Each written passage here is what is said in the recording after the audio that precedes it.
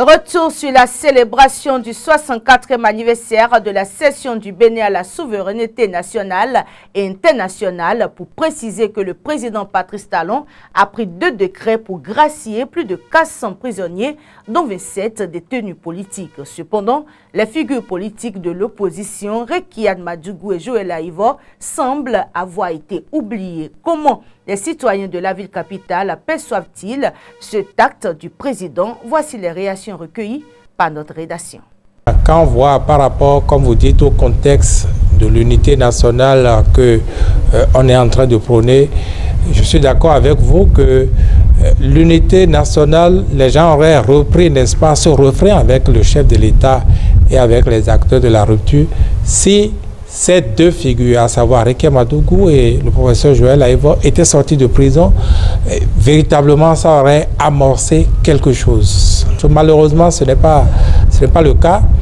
Ce n'est pas le cas, donc il faut attendre encore. Peut-être pas attendre Patrice Talon, parce qu'il a été clair là-dessus. Il dit que lui ne va pas libérer ces 2 personnes-là.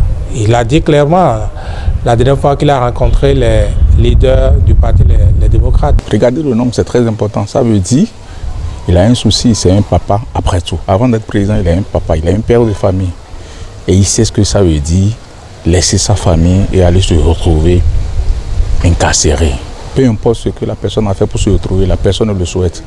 Mais il a pris l'initiative d'aller. Le nombre est très important. Ça veut dire qu'il a un souci. Pour lui, les gens doivent retrouver d'une manière ou d'une autre leur liberté pour pouvoir prendre un autre, c'est-à-dire se relancer autrement. C'est un peu ça. Et nous devons saluer cela.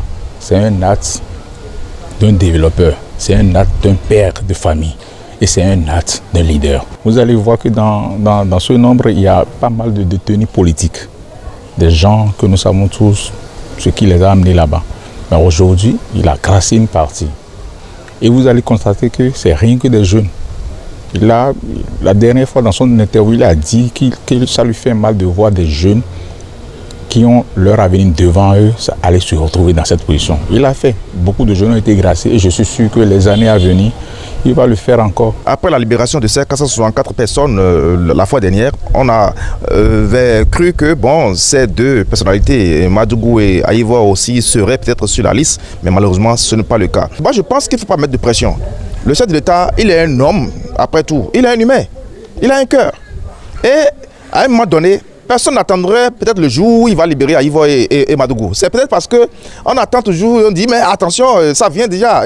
Nous sommes le 31 juillet, nous célébrons le 1er août, donc il faudrait tout de go libérer tout de suite. Donc quand il y a de la pression, le chef de l'État, ce n'est pas Yaïboni.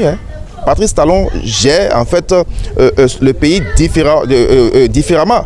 Donc la gouvernance Talon n'est pas la gouvernance Yaï. Donc chacun a son cœur. Et il sait à quel moment, à quelle heure en fait se prendre. Donc je pense que d'ici à là, il peut le faire.